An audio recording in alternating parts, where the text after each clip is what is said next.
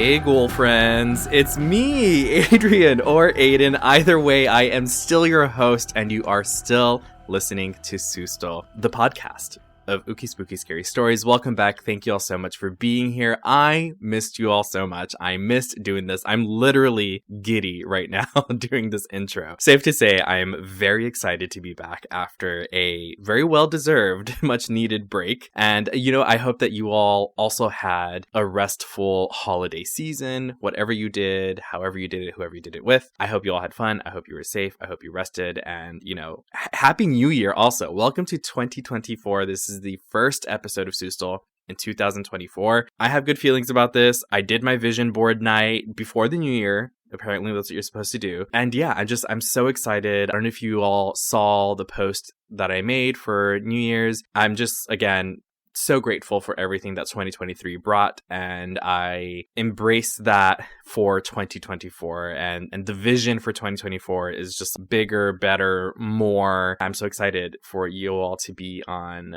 this journey with me.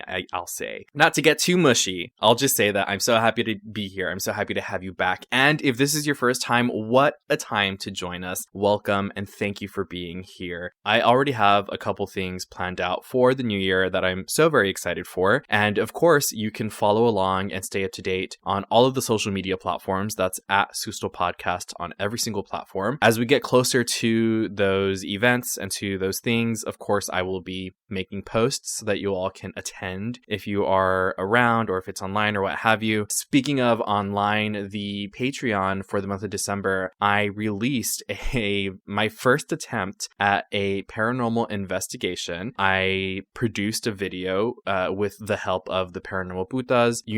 One of my dearest ghoul friends, Alejandra Sanchez, who was on the show early on in Susto, and Ghost Guy Ed, we all met up at the Brass Tap in Round Rock, Texas. I think I told you all about this before the break, but the video is up on Patreon. It is a Best Ghoul Friends exclusive. I've posted some clips. I posted like a blooper reel in the first couple of minutes of the video on social media, but the entire video itself, it's a solid video. It's like 50 minutes. It took me forever to edit, but I had such a fun time with that. And again, it was our first foray, I guess I'll say, into paranormal investigation, and we all had a really great time. We learned a lot. I'm sure that if we decide to do this again, there's going to be more to learn, but I'm very excited for that. And I hope that we do another investigation. Again, you can follow all of that on the social media. Also, the Paranormal Putas, of course, they were the ones that invited me to that investigation. They actually did an episode of their own on the Brass Tap. I believe it's an audio only. It's one of their podcast episodes. So if you haven't, make sure to go listen to that. I missed you all so much. I'm so excited to get into today's episode. Before that, just a quick favor to ask you all. I want to do a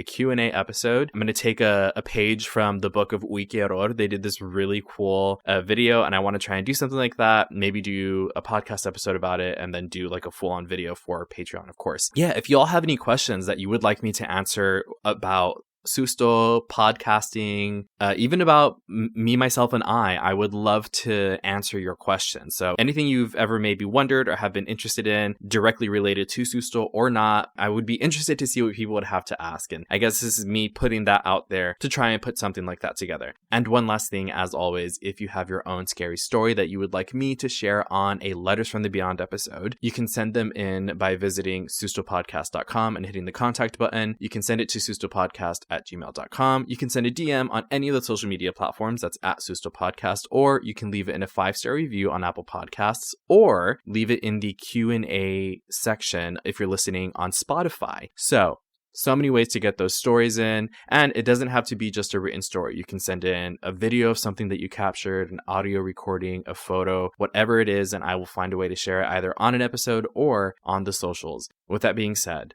it's a new year.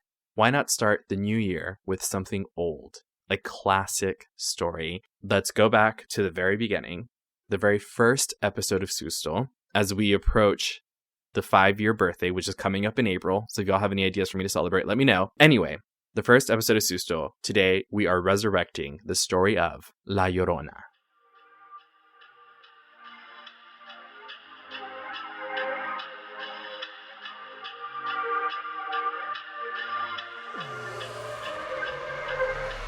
Hey, what's up? I'm Charlie. And I'm Tyler. And we are Believing the Bizarre, a paranormal podcast that dives into the unknown and the unusual every Tuesday. We discuss hauntings, cryptids, aliens, UFO encounters, conspiracies, and more. And we break down whether or not we find them believable.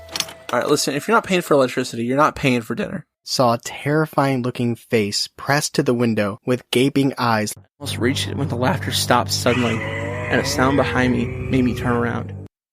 Sorry, I was gonna do it, but then I had SpaceX. So we got you covered, whether you like horror or laughs, or both. We actually really hope it's both. With over 3 million downloads, you'll be joining a bizarro community that we promise is more than just Mothman and our parents. We even take creepy stories from our listeners and turn them into episodes. Check out Believing the Bizarre on Spotify, Apple Podcasts, or wherever you get your podcasts. Believing the Bizarre, a podcast as bizarre as you are.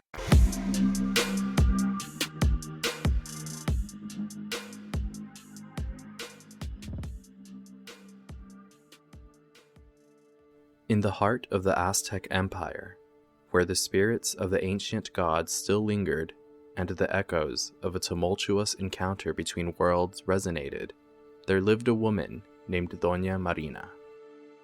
Her eyes, once filled with hope, had witnessed the rise and fall of empires. She had been given to Hernán Cortés as a gift, an interpreter and advisor, a bridge between two worlds that should have never collided. Marina, later known as La Malinche, had borne the weight of Cortés's ambitions. She spoke the words that sealed alliances and brokered deaths. Her loyalty to the conqueror an unspoken pact born from the shackles of captivity. Yet, in the labyrinth of her heart there existed a whispering chamber of rage and confusion. In the early days of the conquest, as the Spanish presence in Tenochtitlan grew, so did the twisted ties between La Malinche and Cortés. He, with eyes that saw only the allure of conquest, had taken her as a possession, a prized interpreter and advisor, yet for a brief moment, beneath the shadow of looming temples and the gaze of ancient gods, a connection, fragile and fleeting, had woven between them. In the quiet moments between strategy and treachery, Cortés found solace in her company, a comfort that eventually led to the birth of 2 sons. Yet the ephemeral warmth they shared turned to frost when Cortés, driven by the unquenchable thirst for societal validation, cast his gaze toward a woman of proper Spanish lineage. In the grand theater of courtship, where alliances were forged on beds of political convenience, Maria found herself discarded, a shameful relic of a conquered past. The city of Tenochtitlan, with its grandeur and mystique, witnessed the unraveling of Marina's spirit. The floating gardens held secrets, and the air whispered tales of impending doom. It was in the quiet moments when the moon hung low that La Malinche felt the pull of her inner tempest. The man she had served, the man whose desires had intertwined and conflicted with hers, had forsaken her for a woman who bore the emblem of his European pedigree. The echo of this abandonment reverberated in the chambers of La Malinche's heart, sowing seeds of bitterness. The night she chose to cast her children into the watery embrace of the Great Causeway was not merely an act of madness. It was a symphony of vengeance, an attempt to reclaim control over a life that had been molded and marred by the hands of others. The water below reflected the moon's silver glow, but in her eyes, it mirrored the abyss within. The tumult of emotions, the deception, and the relentless march of colonial violence converged in her heart. La Malinche took her children to the edge of the causeway. The cries of the city were but a distant hum as she, in a trance-like state, released her grip on the living reflections of her pain. The splash of their bodies meeting the water below was drowned out by her anguished cries, a heart-wrenching crescendo that mingled with the ripples on the surface. The children, innocent vessels of her torment, succumbed to the unforgiving currents. La Malinche, now the embodiment of La Llorona, stood on the precipice of the void she had become. In the silence that followed, her eyes, once filled with bright defiance, mirrored the emptiness that surrounded her. As if guided by a force beyond mortal comprehension, La Llorona, the forsaken interpreter, descended into the depths. The waters, now tainted with the sorrow of a woman betrayed, swallowed her form, and the last vestiges of her presence vanished beneath the surface. The night air bore witness to her wails, the haunting melody that echoed through the canals and alleys of Tenochtitlan. La Llorona, the weeping woman, her voice a mournful reminder of the cost of betrayal. In the aftermath of La Malinche's descent into madness, the legend of La Llorona endures. She has become the embodiment of the sorrow that clung to the city's cobblestone streets, a reminder that even in the pursuit of glory, the echoes of the past cannot be silenced. The legend warns mischievous youths of a woman in white, her tattered garments flowing like the specter of a forgotten promise. La Llorona wanders, her eyes hollow, her cries piercing the stillness of the night. Those who hear her know that misfortune trails in her eternal search for her children, sometimes claiming yours as her own.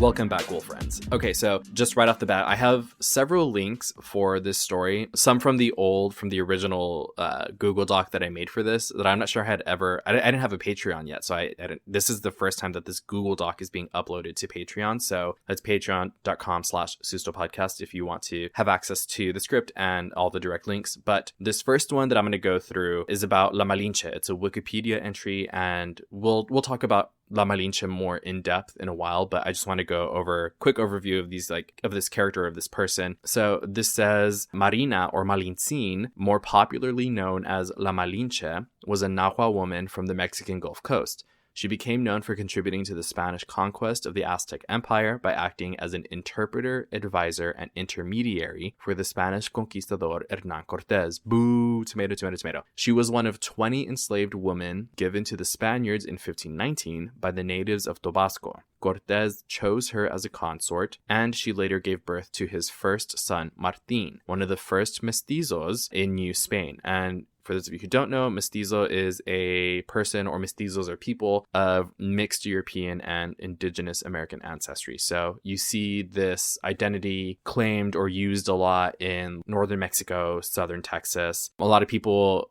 identify with that word mestizo because a lot of people, like myself, I am of mixed origin, I guess you could say, is a way of saying that. But, do your 23andMe if you want to do that and figure out, maybe if you might be. It's an interesting thing to think about. But this continues. La Malinche's reputation has shifted over the centuries as various peoples evaluate her role against their own societies, changing social and political perspectives, especially after the Mexican War of Independence, which led to Mexico's independence from Spain in 1821. Dramas, novels, and paintings portrayed her as an evil or scheming temptress. In Mexico today, La Malinche remains a powerful icon, understood in various and often conflicting aspects as the embodiment of treachery, the quintessential victim, or the symbolic mother of the New Mexican people. The term Malinchista refers to a disloyal compatriot, especially in Mexico. So I'm just going to bring it up now, and I know that she is brought up again in another source that I want to show you all later. But this idea of labeling La Malinche as, like it says here, some people think of her today as a temptress, as treacherous, as a victim, and they use Malinchista to refer to disloyal people.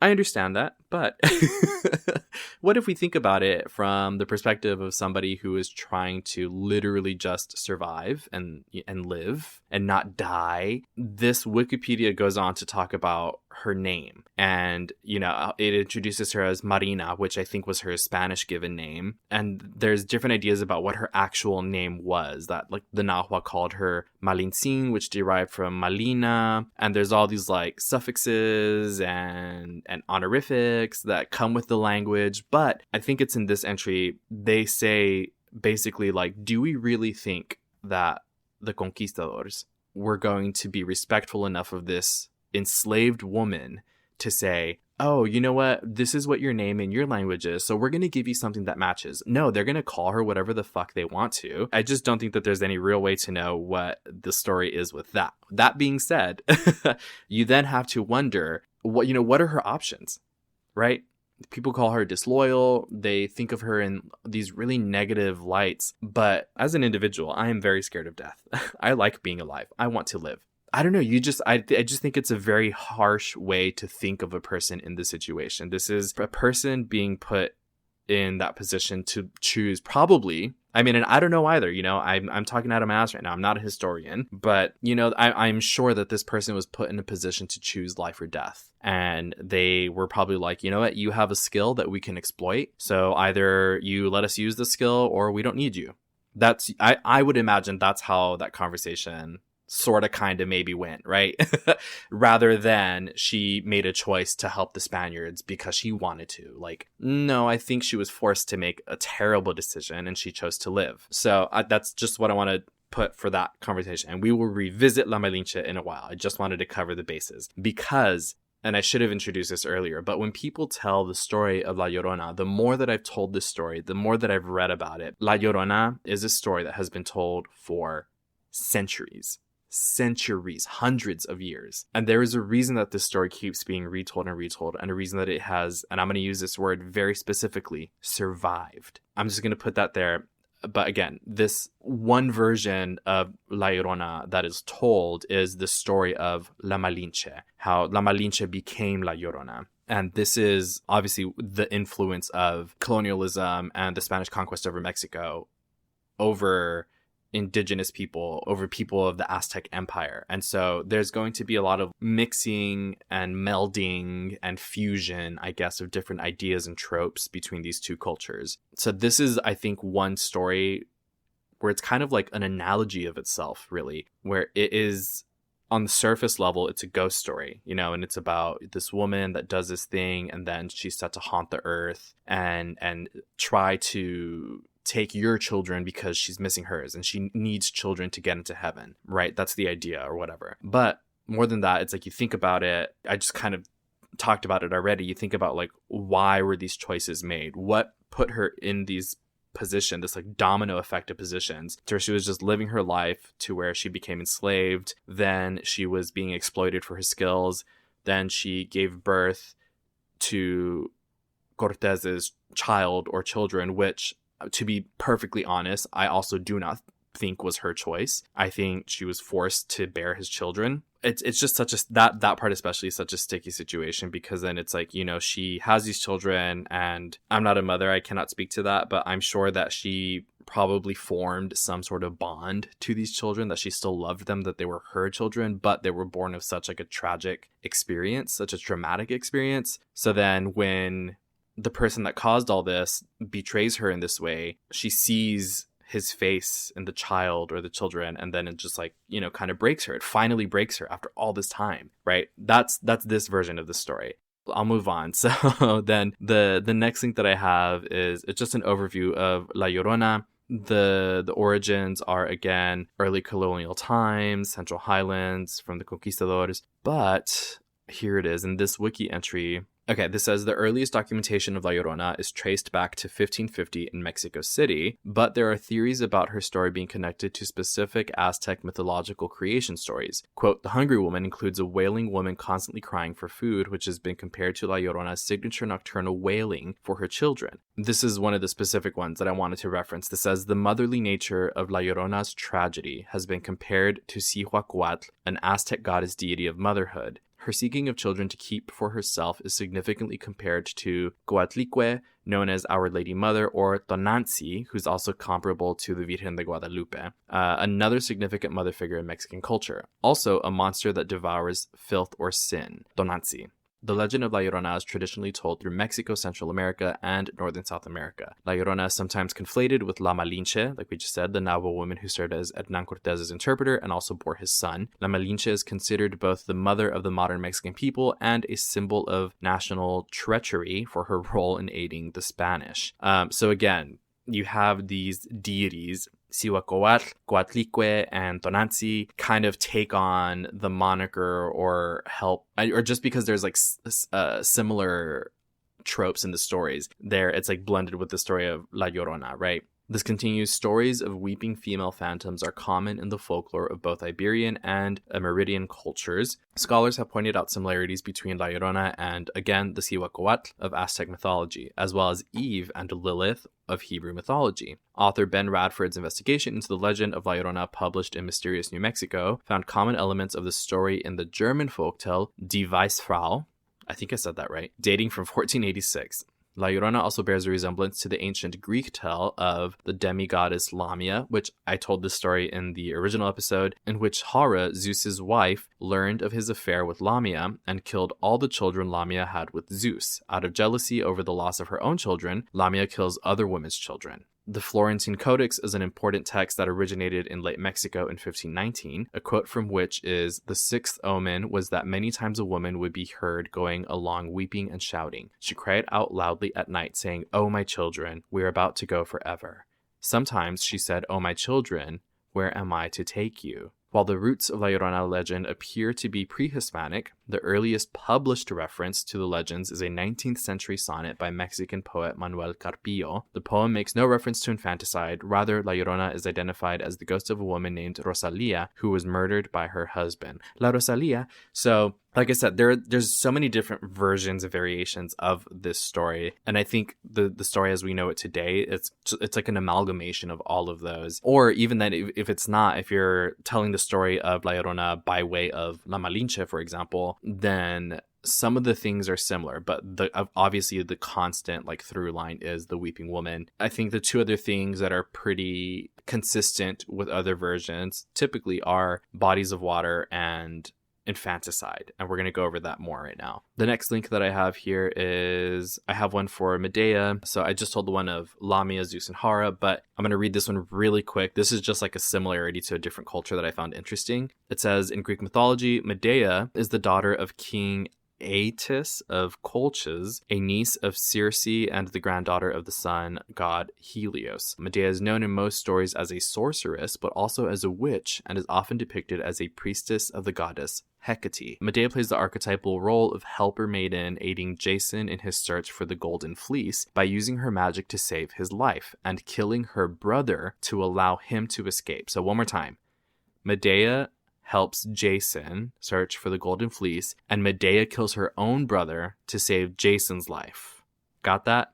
I want you to remember that, because once he has finished his quest, she abandons her native home of Colchis. So, just to keep the tally, first of all, she helps this guy, kills her brother to help him, and flees her native home westward with Jason, where they eventually settle in Corinth and marry. Euripides' 5th century BCE tragedy Medea depicts the ending of her union with Jason when, after 10 years of marriage, Jason intends to abandon her to wed King Creon's daughter, Creusa. Jason argues that their sons will have the tally again. She helps him, kills her brother to save his life, which killing her brother and saving his life is like two things in one. She flees her home, marries him for 10 years, and gives him children. Just to keep the tally. I've lost count already, but anyway, this says, Jason argues that their sons will have a better future in the city if he marries the king's daughter, and his sons stay in the same city with him. So he gaslights her. Then he claims that he can break the sacred vow of marriage he has with Medea because she is a foreigner. So he gaslights her and uses her her origin, her culture, her ancestry against her, and then says, and that makes their marriage illegitimate. Medea is exiled from Corinth by King Creon and is offered refuge in Athens by King Aegeus after she offers to help him get an heir with her magic.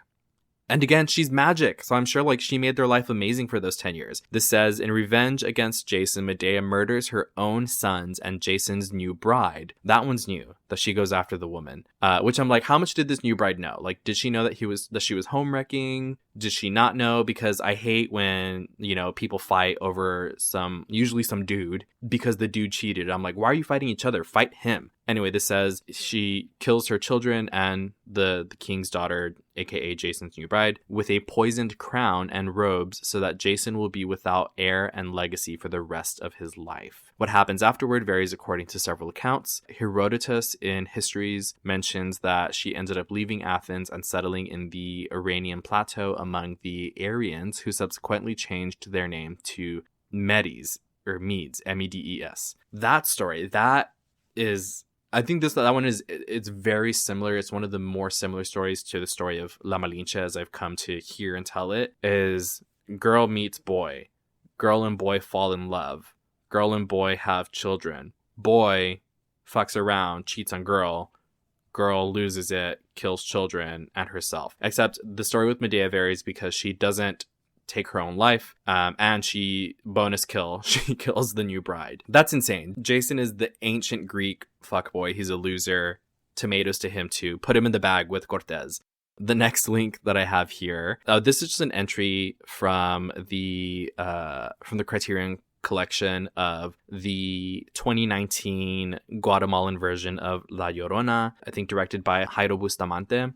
I love this movie. You all have heard me talk about it countless times. Anytime someone asks me, you know, top 3, what's your favorite movie, whatever, this is always up there in the top 3, maybe number 1. I did an event recently with Violet Crown Cinema here in Austin. I did a telling of this story, of the Resurrected version. So the people that went to that event, they heard this story for the very first time before anybody. So, you know, if you're in Austin and you go to live events, you might see something new that nobody else is going to see for months or maybe even ever. So anyway, just to say, that was a really fun event. I did the story and then we watched this movie together. So thank you, Violet Crown Cinema in Austin and Bethany from Paranormal Putas for helping me set that up. If you all still have not seen this movie after all this time that I've been talking about it, you need to watch it. It is so good. It's very similar to the story of La Malinche. It covers the story of the Guatemalan genocide in, of course, Guatemala, which is based on a true person. I have a link here also in the Google Doc. It's General Efrain Rios Montt.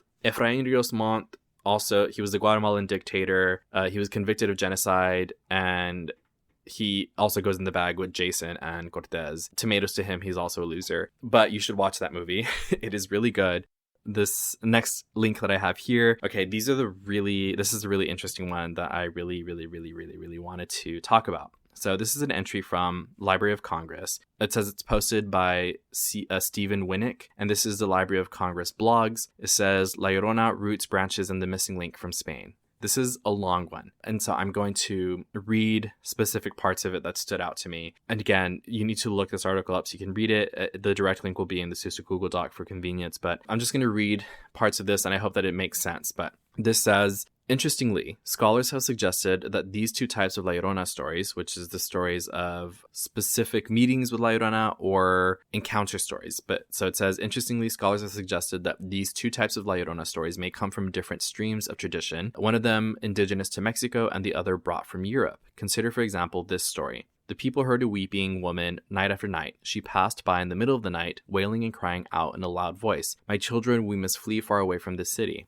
At other times, she cried, "My children, where shall I take you?" Like we heard earlier in the Wikipedia entry. This continues, this certainly falls within the range of details we would expect in a traditional La Llorona encounter story, but it's actually a Nahuatl account of a bad omen that occurred in Tenochtitlan, now Mexico City, in 1509, 10 years before the arrival of Hernan Cortez and his Spanish troops. The account, which I think is why we get this idea that when people hear La Llorona, it's an omen of bad things to come. It's an omen of death and destruction, right? So maybe it's coming from this specific story that they heard La Llorona roaming the streets years before the arrival of the conquistadores. This continues, the account was collected by the Franciscan friar Bernardino de Sahuagun from Nahuatl speakers in Mexico who lived through the events they described. The interviews probably occurred in the 1550s and were included in both languages in his work Historia General de las Cosas de la Nueva España, or General History of the Things of New Spain, also known as the Florentine Codex, Book 12. So there's already this idea of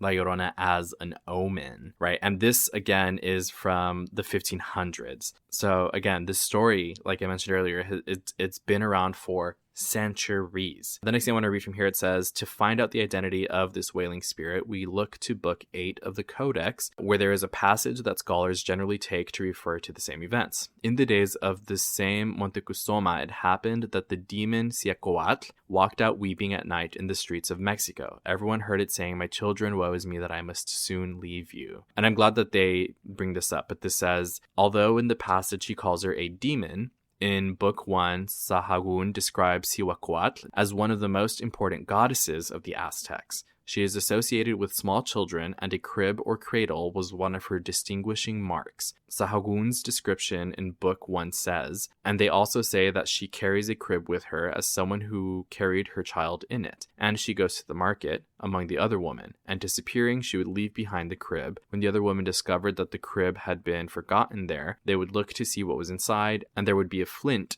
like iron, of the rough kind with which they killed those they sacrificed. By this, they understood that it was Cihuacoatl who had left it there. One more striking parallel between Cihuacoatl and La Llorona is that both are associated with infanticide. In Book 8 of the Florentine Codex, in the entry for Don Martin, governor of Atelulco, Sahagún's informants reported, in this time it came to pass that the demon that in the form of a woman walked and appeared by day and night, and was called Cihuacoatl, ate a small boy who was in his cradle of the town of Azcapotzalco. These similarities between La Llorona and Cihuacoatl have led many scholars to believe that the traditional image of La Llorona, and thus the stories about her that are mostly descriptions, derive from this Aztec belief. Thomas Janvier, writing in 1910, held this belief. The legend is not, as all of the other legends are, of Spanish-Mexican origin. It is wholly Mexican, like entirely Mexican, a direct survival from primitive times. La Llorona is a stray from Aztec mythology, an ancient, powerful goddess living on, her powerful for evil lessened, but still potent, into modern times. Americo Paredes expanded on this observation in 1971, adding other figures of indigenous myth and folklore that could have contributed to facets to the many descriptions of La Llorona. Paredes says, the literary legend of La Llorona struck deep roots in Mexican tradition because it was grafted on an Indian legend cycle about the supernatural woman who seduces men when they are out alone on the roads or working in the fields. At times, she destroys her lovers after giving herself to them, but often she is helpful as well as passionate and may make a man's fortune or help him raise a fine crop of corn. She is Matlasihua, or woman of the nets among Nahuatl speakers, and other language groups such as the Mixes and the Popolucas knew her by other names. As La Segua, she has been reported as far north as Texas, and she is also known as far south as Panama. Okay, so I'm going to jump ahead because there's some other stuff here. It says in Francis Tours' 1947, A Treasury of Mexican Folkways, which is a book that I am going to buy. See, this is the thing that also happens to me when I make episodes, is I see books and I'm like, I need that. I want to buy it and I need to read the entire thing and have it so I can reference it. I have a list of books on a wish list that I'm waiting to get. Hopefully I can get them one day. And this says, there's an account of the legend that seems very carefully worded. This one I really enjoyed. It says, in Mexico City itself, the legend of La Llorona is still related. She was a pretty but humble maiden named Luisa, with whom a rich young man of high society fell in love. He did not marry her, but according to custom, furnished a casita, a love nest, for her, where they were happy for many years. His friends visited and respected her, and they had 3 children. Finally, his family prevailed upon him to marry a girl of his own class. He told Luisa he was going to marry, and she made a scene. He stopped visiting her. She was an uninvited guest at his wedding in the big cathedral. She came home maddened with grief and sent a dagger into the tender bodies of each of her children, one after the other. Then, horror-stricken, she ran wildly through the streets calling for her little ones, sending terror into the hearts of all who had heard her. According to some of the chronicles, Luisa was tried and garroted for her crimes, and on that same day her lover Don Nuno de Montes was buried after having committed suicide. Again, a different variation of this story. So then this entry goes on to talk more about the origins of the story of La Llorona, and if it is, again, there's kind of this debate if it is from indigenous Mexicans or if it is from Mexican Spanish influence or if it is completely from Spanish influence or if it has become this thing that is bigger than those three or is made up of those three. Okay, I'm skipping ahead, and this next part is interesting. So Stephen Wittick, the person who posted this on this blog, says that they may have uncovered something of a, quote, missing link, and it points to whether or not there was mention of La Llorona tales in Spain, I think, before the conquest. And so, again, this idea of, is it indigenous Mexico? Is it Mexico by influence of the Spanish, or was it from Spanish alone? It was published in Spain in 1866 by José María León y Domínguez, a Jesuit academic from Cádiz. The central character, a woman named Elvira, ends up a weeping female ghost called La Llorona. And this says, Domínguez's story, El Pozo de la Llorona, includes a frame tale told in the first person in which the narrator, presumably Domínguez himself, visits the small Andalusian town of Rota and learns that there is a belief in a frightening apparition called La Llorona. La Llorona is invoked by adults and teenagers to frighten younger children, as always, right? Overhearing this, the narrator questions several adults about who or what La Llorona is and gets the story from an old man. There's a link to the full story, and I will be linking to that, of course, in the Google Docs, but it is El Pozo de la Llorona. You can get it on Google Books. It's available as a PDF. The summarization, again, this is Stephen's summarization. In his reign, King Pedro the Cruel kept an eye on villages like Rota to see if they were governed well. In those days, there was already a formidable castle there. The Castilian in charge of it was a haughty, bloodthirsty, arrogant young man who did not recognize or respect any divine or human law and who overran anyone who opposed his criminal desires. At the time, there was also a fisherman who was a widower and lived alone with his young and beautiful daughter Elvira. Elvira helped her father with the fishing and mending nets, but she also enjoyed festival days when she would go to the plaza and dance. She was so beautiful that she outshone all the other young women, and so she became prideful. When the mutilated bodies of several village children were found, again, there's that mention of infanticide, the Castellan was suspected of the crimes, and Elvira's father warned her to keep clear of him. But she decided that if she made the Castellan fall in love with her, she would be elevated above her peers. Similar to the story of Hernan Cortés and Jason, right, and Medea. This idea of elevating your social status. This continues, one day the fisherman saved the Castellan's life, and this led to a meeting between the Castellan and Elvira. A week later, there were rumors of a courtship, and a week after that, Elvira disappeared. Her father searched everywhere, eventually realizing she must have gone to the castle. So he went there himself and begged the Castellan to let his daughter go. From a high window, Elvira told her father she was now the lady of the castle, and sarcastically added that she had traded his poor shack for a rich palace. Rude. This continues, the father ran away in despair, crying that his daughter was the lady of the castle, and the people believed he was mad. The next morning, the townspeople awoke to find a gallows raised in front of the castle and the Castellan hanging from it. People believed that King Pedro had discovered the Castellan's crimes, again, killing the children, that's what it's alluding to, and had him hanged. Elvira became the subject of public ridicule and could not bear it. In despair, she threw herself in a well, the body of water, and drowned. From that day on, every night at 12 o'clock, she rose from the well, wandering through the streets, and entered the castle, crying and moaning all the while. And people said that the punishment that heaven had imposed on Elvira here on earth for her pride was to mourn the death of the Castellan, leaving the well of La Llorona every night.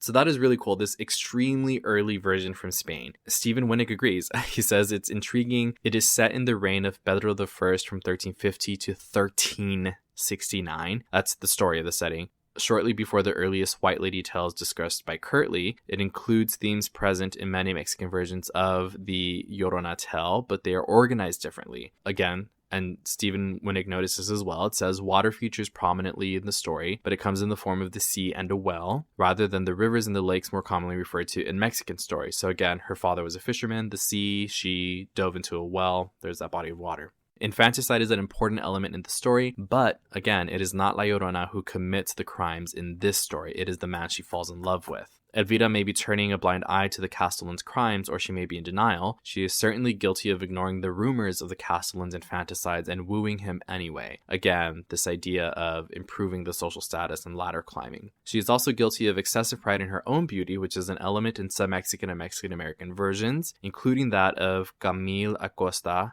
and that of Joe Hayes, which Steven said they would post in a future blog.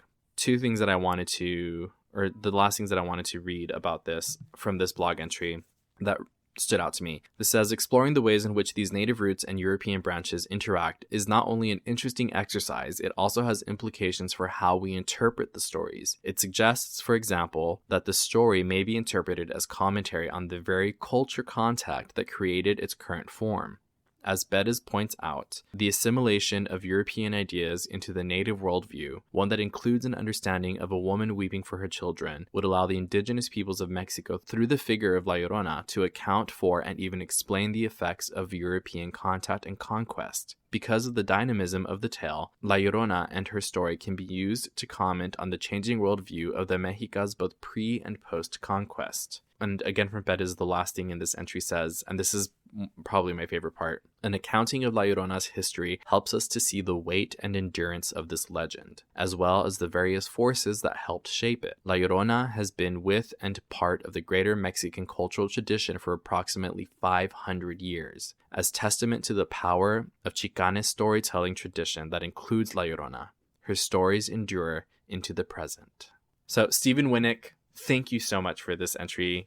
I highly suggest you all to go read this. Again, it is in the Library of Congress blogs, and it is titled La Llorona, Roots, Branches, and the Missing Link from Spain. It was published in 2021, and the direct link will be in the Susto Google Docs. I feel like this entire entry, it covered things that I have said about this story, that I have thought about this story, that I have not been able to put in words about this story. I think it encompasses all of those things perfectly. Yeah, it wraps in all of these different ideas, and it even not only about the story itself, but then it talks about like the endurance and the importance of oral storytelling, that's all that Susto is. It's oral storytelling. I've been saying this a lot of interviews. I have not created anything new with Susto. I am simply reformatting it, reorganizing it. I'm putting it in a different kind of structure, but oral storytelling is what I'm doing. And I think the story of La Llorona, and why I really wanted to start the new year with this story, is that's kind of the vision, for this next year and hopefully many years to come, that Susto will endure the way that these stories have over all of this time, especially like the story of La Llorona, which we now know has its own roots in many different cultures, and then came together to form this like super story, this super monster about this spirit, about this person, about these people, right? Okay, so the last link that I wanted to go through with you all, this is a summary of a paper. It's from an educational publication, or an academic publication from Oxford Research Encyclopedias, and this was written by Rita Cano Alcala, and it's titled La Malinche, La Virgen de Guadalupe, and La Llorona, the Recuperation of Divine Supernatural Powers in Late 20th Century Chicana Literature. And I'm going to read this to you. It is, I think, extremely relevant to this entire conversation, of course. It says, myths and legends are the way in which human beings try to understand the divine or supernatural and their relationship to it. Created by humans, myths are reflections of the values and beliefs of the people, time, and place from which they emerge. Once they are in circulation and affirmed by religious doctrine or official historiography, myths are used as an explanation and then a legitimation of why things are the way they are. They become instruments of vigilance and control of human behavior, which in patriarchal culture means principally of female behavior. Patriarchal cultures produce myths that justify and reproduce the principles of male supremacy. Because again, let's tally up one more time. And like I mentioned earlier, just to like really water it down, when you see people fighting because their man cheated on them, and they might not even know about each other and they're fighting, I'm always like, why are you fighting each other? Jump him. I don't condone violence on this podcast. But yeah, it's this idea of like, I think maybe like the wrong people being punished or only them being punished. Like, obviously killing kids is not the answer, but why is the story only that La Llorona is the one being punished? Like, when we talk about the story of the girl who danced with the devil, like, who is being punished and why are they being punished? And with this story, obviously, we know why, but I think when kids are told this story, they're told the point of the story is, so don't be out at night. Maybe you can also include, so don't hurt people that trust you. Don't hurt people that love you. Don't hurt people that are putting their faith in you, right? Which you could argue are big ideas for little kids, but kids are easy. You kind of tell them something, and if they don't understand, they're probably going to be like, okay, sure, but at least they have that seed planted, right? I could be thinking extremely deeply about this, which is what we do here, right? This continues. In the early centuries of Christianity, the Virgin Mary supplanted and absorbed the rituals and feast days of some of the pagan goddesses, but she was not endowed with their powers. Christianity reinforced an insistence on the one true male God.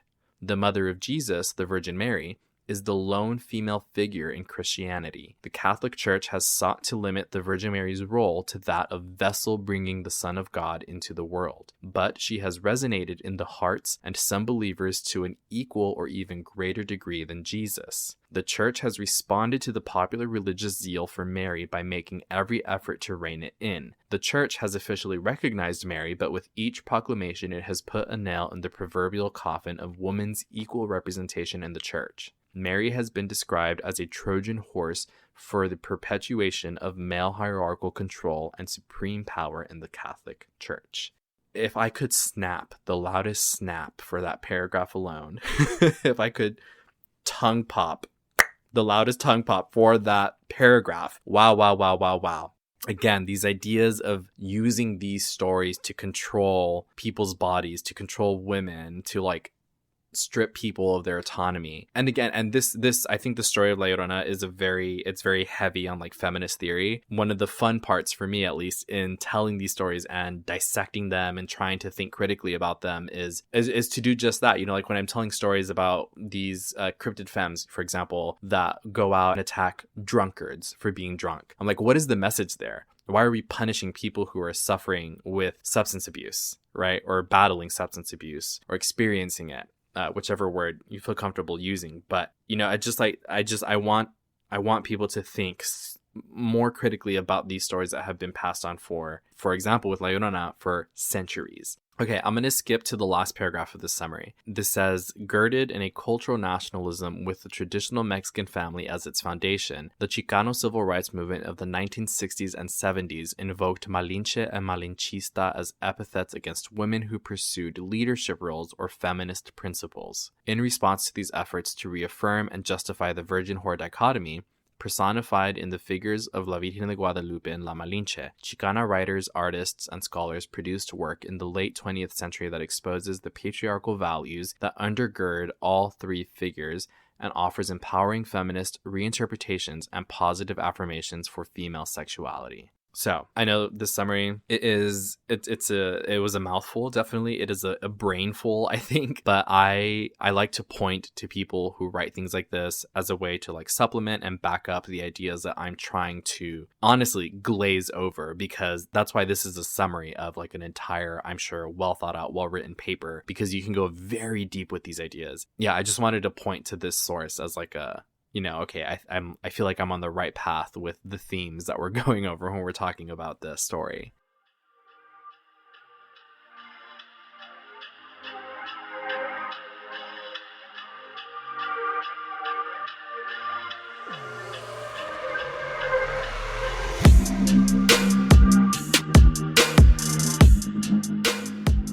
Welcome back, ghoul friends. Oh my goodness, what a way, right, to come back into the new year. I'm so excited to be here again. Like I said earlier, I missed y'all. I missed doing this. I hope that you missed me. I'm looking forward to a very exciting, fun-filled 2024 for Susto. Like I mentioned earlier, I have some things lined up for the new year already. Make sure to follow along on social media for any and all updates on the show, not just the podcast, but also things that I am doing either in person or other things that I'm doing online. You can do so by following @Susto Podcast on every social media media platform. And as always, if you have your own story to send in, whether it is a written story, a video, a picture, an audio recording, anything that you think I should share on a Letters from the Beyond episode or on the social medias, you can send that. You already know. Website, email, social media, reviews, or Spotify. And speaking of sending things in, I would love it if you sent in questions that I can use to film a Q&A, either episode and or Patreon exclusive video. Yeah, again, questions that you have either about the show, about myself. Yeah, I'm just interested to know what you all might be interested in, and I would love to answer those questions. I'm an open book. Y'all should know this by now. I pour my heart and soul out in the show, and I'm not shy, so let it rip. I would love to answer your questions. Speaking of Patreon, if you have not signed up yet, you can sign up on patreon.com/Susto podcast. One of the most recent perks I put up for Best Ghoul Friends, a Best Ghoul Friend exclusive, was the Brass Tap investigation that the Paranormal Putas invited me to go on. Again, it is a nearly hour-long video. It was so much fun making it, and I hope to make another one with the things that we learned while we were out. I think we got some interesting stuff on there. I would love for y'all to check that out. Again, it is a Best Ghoul Friend exclusive on Patreon. You can see the blooper reel and the first couple minutes of it that I posted on the social medias, on TikTok especially. Speaking of Patreon, thank you so much to the patrons. Your support, it means the world to me. It helps me reinvest in the show and keep it going. So thank you all so much. And you are Liza, Sadie, Rachel, Alejandra, Luther, April, Mario, Eva, Dee, Victoria, Josette, Sam, Angela and Co, Mandy, Jules, Lori, Jeannie, Desiree, Annecy, Ashes, Neressa, Rachel, Azucena, Rios, Anna, Marlene, Chata, Javier, Desiree, Elia, Holly, and Divine. Thank you all again so much. I truly appreciate it. Happy New Year. I will talk to you all in the next one, and break up with him. Bye.